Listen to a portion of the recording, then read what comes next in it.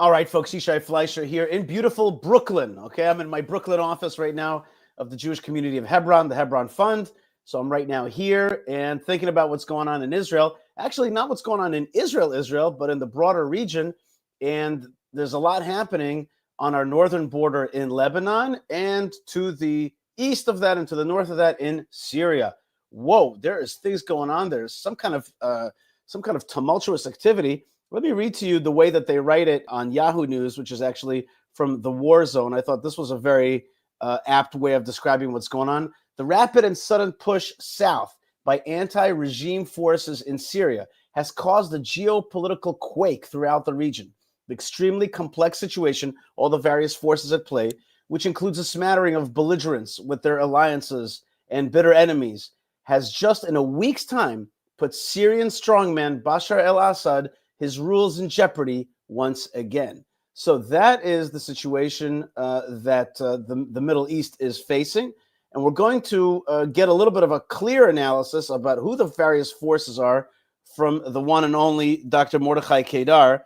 Dr. Kedar is a researcher at the Besa Center for Strategic Studies at Bar Ilan, along with many other research centers globally. He studies radical Islam. In fact, his PhD was about Syria. So this is going to be a lot of fun.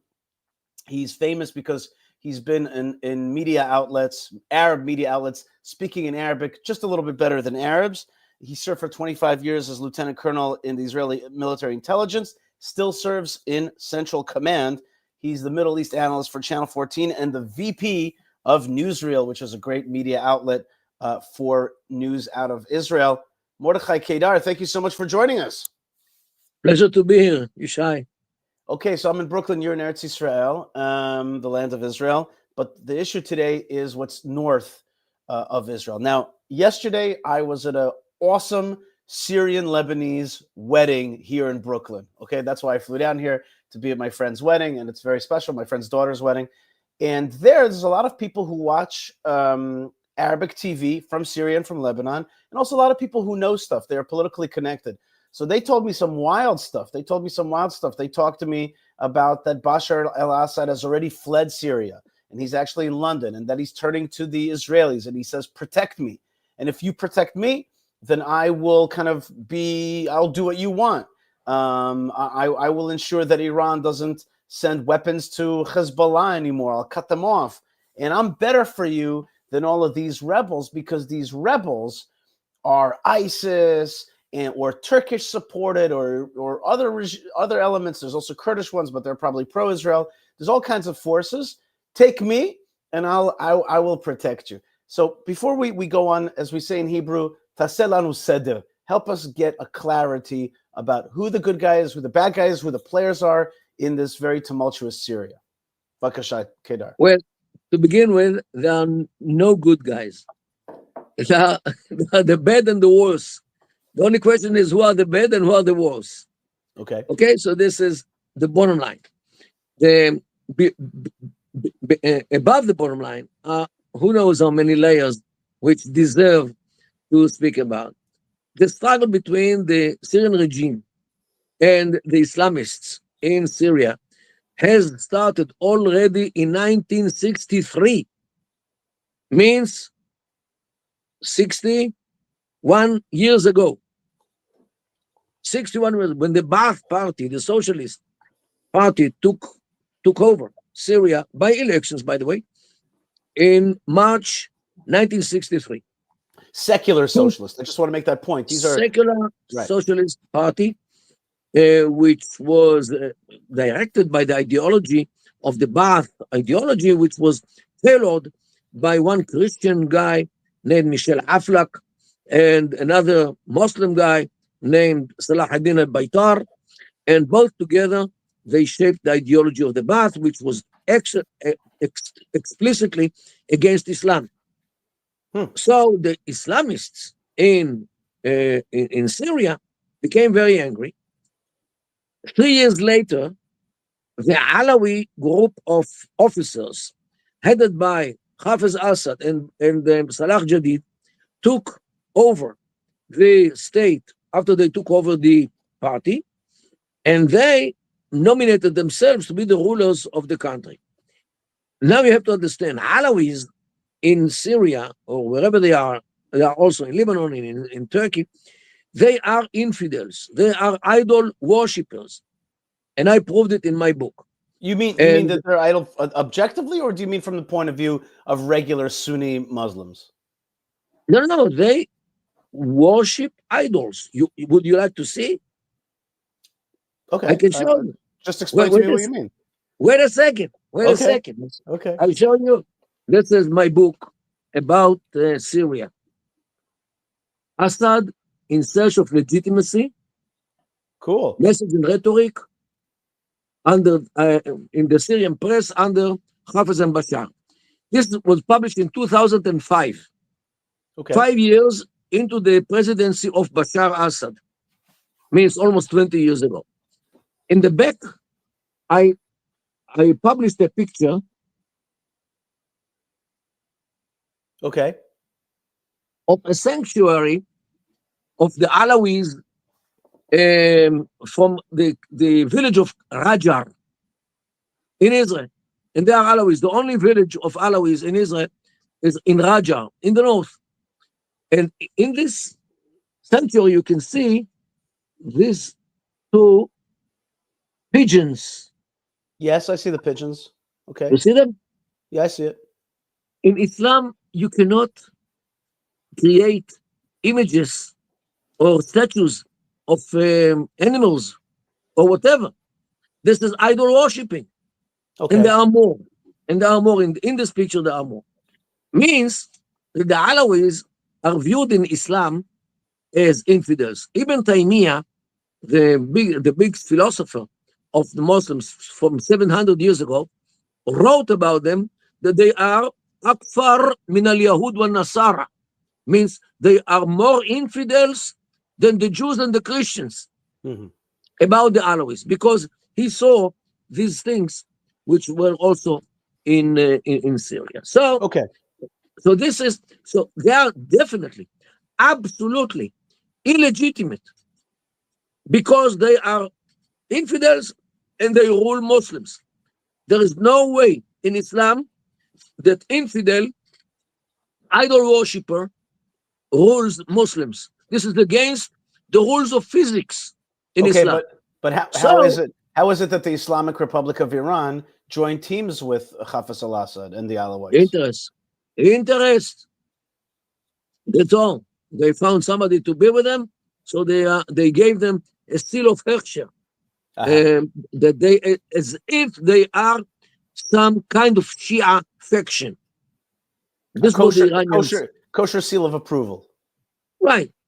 So this is the problem. So the Islamists, the Muslim Brotherhood in Syria, were so enraged because of this takeover, and they decided to topple them.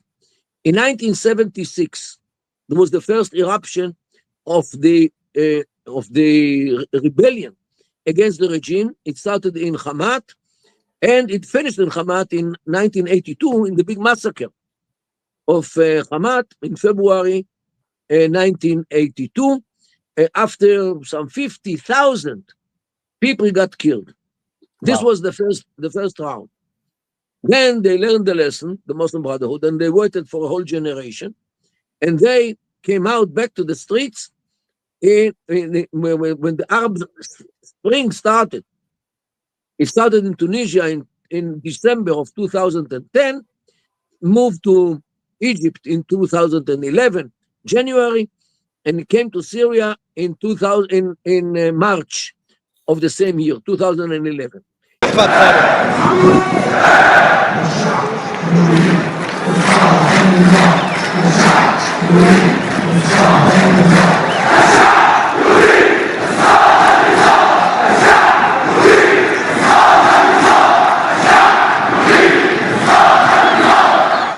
And since then, there is a civil war in Syria between the regime and the Islamists. Meanwhile, after 2003, in Iraq was the Al-Qaeda branch, which turned into the Islamic State of Iraq. And when Bashar Assad started to butcher his people, Abu Bakr al-Baghdadi decided to broaden the space of the Islamic State of Iraq, ISI, in order to have also Syria, and he occupied like 40% of Syria, and this was ISIS, Islamic State of Iraq and Syria. Oh, okay, so this was the whole world came in order to topple ISIS, and they actually succeeded in 2018 to get rid of ISIS, but many of the fighters of ISIS ran away and found asylum in the area of Idlib in the northern part of Syria. Why? This is a very hilly area covered with forests and groves, and so they can have very easily where to hide from the government. And they are very close to Turkey, who, under the rule of Erdogan, was supporting them in secret. So this is the best place which they came and settled there. And I'm talking about something which happened since 13 years ago. Meanwhile, many Islamists came also from other parts of Syria and in the Middle East, and they shaped and they formed organizations in this area. They got weapons, ammunition, money, trainers, or whatever they needed from Turkey, smuggled them from Turkey with the knowledge of the Turkish authorities or not, I have no idea. But definitely, if Turkey would decide to stop it, they would succeed to stop. So this is how this Idlib area was shaped. Meanwhile, let's just look at the map for a second. Okay, here's the map. And where's Idlib for us? in the north, where the green. On the border there? This is the Idlib and Aleppo today. Okay, Aleppo's right. Okay, Aleppo is Near right, Idlib. northern, straight above Lebanon, north of Syria, the northern part of Syria. In the years of the fight against ISIS, Iran sent troops, especially militias, and so did Hezbollah. Hezbollah, the Lebanese organization, sent its troops to Syria in order to get rid of ISIS, because ISIS are Sunnah and they're against Assad, while Hezbollah and the Iranians are Shia and they are with Assad. So, but not everywhere the Hezbollah succeeded to occupy villages or towns. So they put siege on these towns and villages, and they just killed them by hunger. They didn't let them bring in food, water, whatever, and people, thousands of people died because of they were in hunger, which Hezbollah put on their villages. So now they are in revenge against Hezbollah. Wait, so just so Assad and Hezbollah were together against these more Sunni Islamists who are like ISIS type folks. Okay. Yes, but I have to emphasize, it's not only Islamists. It's also socialist organizations, communist organizations, democratic organizations, all kinds, religious and non-religious, all kinds of organizations are today in Idlib, or where in Idlib, waiting for the big fight against the common denominator or the common enemy, which is the Syrian regime. Wait, one more question. What about another group which I'm concerned with, which is the Kurds? Are they in the game here? Well, they are indirectly part of this. Okay. Leave them aside for now. Okay. What happened a year ago is that the war with Hamas started. One day after it started with Hamas, Hezbollah decided to shoot at us and to start what they call the support for Gaza. Well, let me say it a little bit different. 7th of October, we were attacked by Hamas. Israel was attacked by Hamas. And 8th of October, Hezbollah joins in the attack to destroy Israel on a two-front war backed by Iran. what was the surprise is Israel's powerful response. Now, what happened is like 3 months ago, Israel turned the table over their head and started to bomb them seriously and started to topple the military power of Hezbollah to a degree that Hezbollah agreed to come to a ceasefire like 10 days ago. Okay? Means that as of now, Hezbollah can get only stronger. Why? Because Israel... They have a ceasefire. Because of the ceasefire. Mm-hmm. So all these organizations in Idlib decided that this is the time when Hezbollah is no more a fighting or possible fighting power against them. Now they decided to run after the head of Assad. So Hezbollah is not at its full strength, and it's only going to get stronger through the ceasefire. This is the time to attack. And there's yet another advantageous moment, is that Russia, the traditional supporter of Hafez al-Assad, who has interests in Syria, is also tied up in the Ukrainian war, right? Right, and they don't have enough weapons or bombs or drones or missiles or whatever they fight with. Now they invested in Ukraine. They don't have enough in Syria, so both Syria and Hezbollah are weak. So this is the time to come out from the area of Idlib, which, with all the cars and the armored cars and the weapons and the cannons and whatever they have there. Now is the time to occupy Aleppo, means the economic capital of Syria, to stop the air traffic in the airport, which also was a gateway for weapons for Assad regime, and to start moving down south to occupy Hamat, Homs, and Damascus.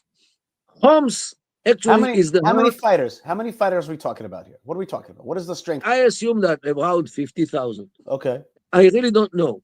They never said how many they have, and any data which they give might be biased in order to show that they are on one side big force, so everybody becomes afraid of them, or they would say that they are a very small one in order to leave Iran out of the equation, because the biggest threat on these organizations is Iran.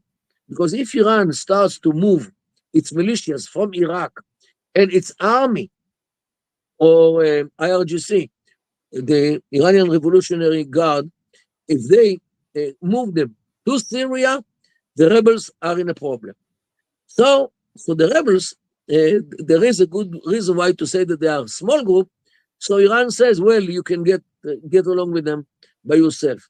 So this is why I don't trust any number which they will say. It might be even biased to high or biased to low. Okay. So what is important is that they actually came out with a blitzkrieg. Right. Within 2 days, they succeeded to occupy Aleppo, a big city of millions of people.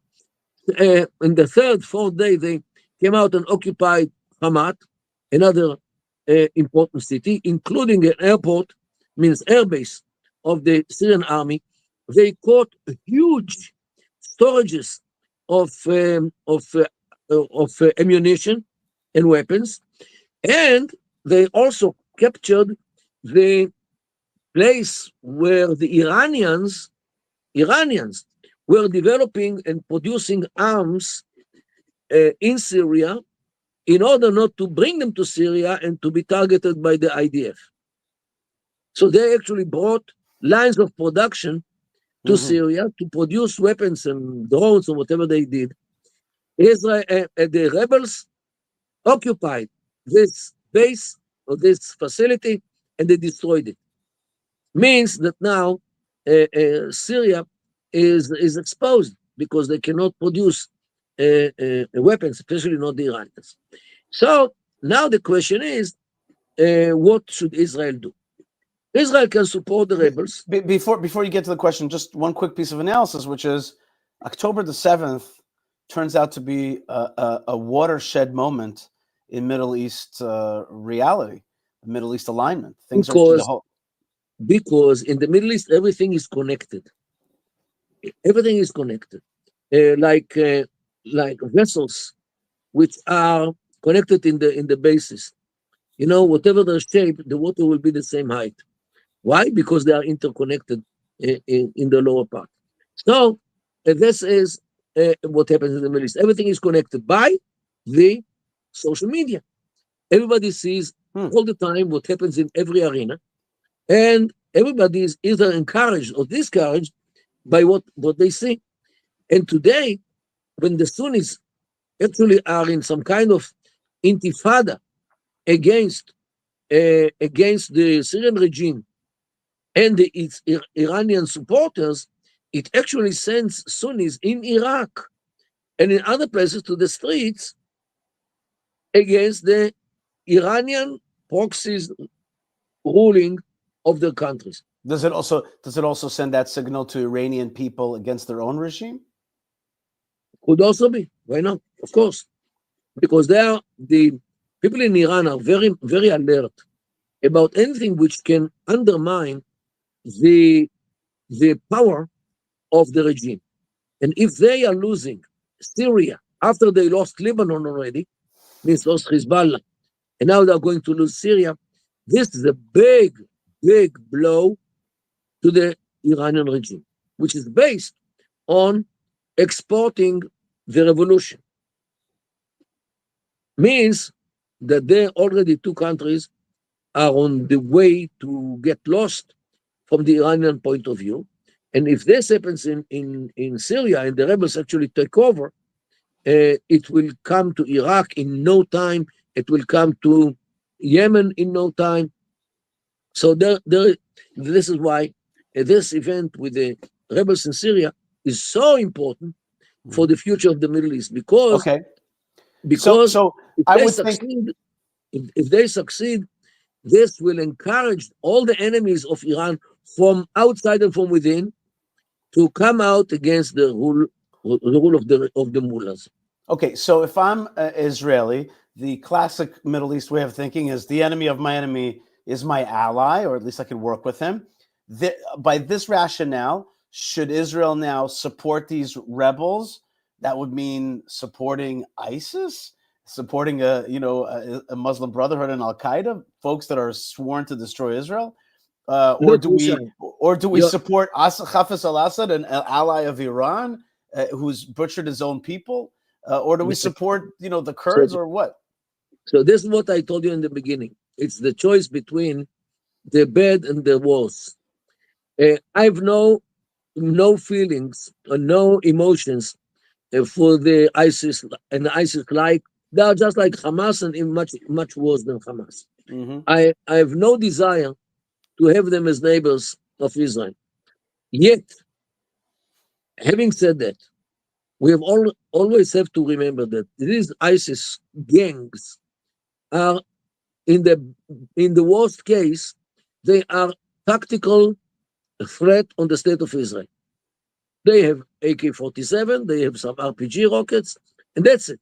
That's what they have. Okay? It might not be so pleasant to be under it, but this is a tactical threat. Iran is a strategic threat, because of Iran is a big pile of ballistic missiles, and who knows if they are not on the way to acquire nuclear weapon. And if they do, they are much more dangerous to the state of Israel compared to anyone who sits in Iraq or in Syria. This is why I think that Israel should look very carefully into the possibility to tie hands with this organization, not because we love ISIS or we love Al Qaeda. What does that look like? What does that look like? Does it mean that we wave the the Islamic yellow flag or a green flag, or does it mean that we actually send them arms? What does that mean? Or maybe we can't talk about it. What does it mean? Look, if they have a state, they will not have a one state. It will be fragmented. Uh-huh. Syria will be divided between the Uh-huh. Kurdish state, and here are the Kurds. Here are the Kurds. They want to divide Syria in order to have not only autonomy, they want to have all the way independence in the southern part of Syria. The problem is that this northern part of Syria is actually adjacent to Turkey, to the Turkish. So northern, not southern part, northern part of Syria. Not the border between Yeah. Syria and Iraq, and Syria and Turkey, and Turkey is afraid that such a development in Syria means Kurdish state will immediately move into Turkey, and the Kurds in Turkey will demand a state for themselves, just like the Jews have a state and the Christians in Lebanon have a state. So why shouldn't they have a state after they didn't take this opportunity 100 years ago? So this actually is threatening the peace and tranquility in Turkey, because when when such a development occurs, Turkey cannot take it, and Turkey always uses its proxies in order to cancel any attempt of the Kurds to shape a state. Okay. So this is more or less it's more of Turkish Kurdish issue rather than the Syrian regime issue. And by the way, the Kurds have always been a lot. Dr. Kedar, the Kurds have been always pro-Jewish and aligned with Israel. Is that true or not true? The Kurds, as individuals, as organization, yes, but openly, you can very easily see that Kurds are also against Israel in many cases, because they compare themselves to Israel as a country or the people who came from wherever they came, and they divided all kinds of countries to groups of tribes, and the Kurds are tribes. They are divided, sharply divided to all kinds of tribes, and those Kurds in Syria cannot speak even in Kurdish to the Kurds in Iran, the eastern part of Kurdistan, because the languages is so different, even the language, the dialects of Kurdish language. So this is a long story. This the whole thing about the Kurdish. Yet we have to take in account that there are Americans in Syria who are there in order to protect the Kurdish minority. So Iran knows all these things. And Iran, so far, as you know, Iran did not participate in the war between us and Gaza. Iran did not take part in the war between us and Lebanon. And this is why Iran actually betrayed the Arabs, betrayed Hezbollah, betrayed Hamas, and everybody is angry at Iran these days. So the relations here in the Middle East are rather complicated between states. Is Iran weaker today than it was a week ago? Of course. Iran is today, first of all, they have no air defense. Start with this, after Israel destroyed all their air defenses. Secondly, Iran cannot export oil because of the sanctions, which when Trump come to the White House the second time in like what 5 weeks, more or less, or 6 weeks. This is the Iranians are very much concerned about this because they know the man and they hear what he says, especially recently. Therefore, what I think is that Israel should support the rebels rather than support Assad. Assad, I don't trust him because he brought in the Iranians in 2015 to fight against ISIS. But now, when he has a problem with the rebels, he wants to get rid of the Iranians. He changes his mind every other day. And I'm not, I don't think that this is the one with whom we want to be in bed. Let alone the fact that he's still with Iran, and Iran are supporting him. So why should I prefer a tactical problem with some ISIS groups whom I at all don't like, rather than having a strategic problem with Iran, which has ballistic missiles and possibly few in the near future uh, nuclear weapons. Also nuclear weapons. So this is the problem, and it's a choice between the bad and the worse, which is the bad and which is worse. Dr. Mordechai Kedar is a researcher at the Bessa Center in Bar Ilan, studies radical Islam. There's been a lot on Arabic television, served for 25 years, lieutenant colonel in the IDF intelligence, continues to serve in reserves and Central Command, Middle East analyst, Channel 14, and VP of Newsreel. Dr. Kedar, thank you so much for coming to us late night from Israel and here in Brooklyn. God bless you, and thanks so much. Thank you so much. Have a good day. All right, folks, you just heard from Dr. Kedar. The situation is complex, but Iran is potentially weaker, and that is important in itself. Israel continues to remain strong and to prosecute this war in such a way as that yesterday we were attacked on October 7th, and now Syria is falling apart and Iran is weaker, and that's the way she rolls. When you start with us, it's going to end up someplace that you don't expect, and that's because God is with us, and we are a stiff-necked people to defend ourselves and to make sure that Am Yisrael Chai with the help of God.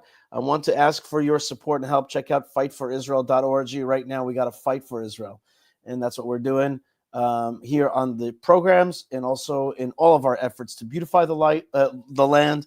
My new expression, beautify. We've got to beautify the land, fight for the land, and spread Torah throughout the world. So check out Fight for Israel.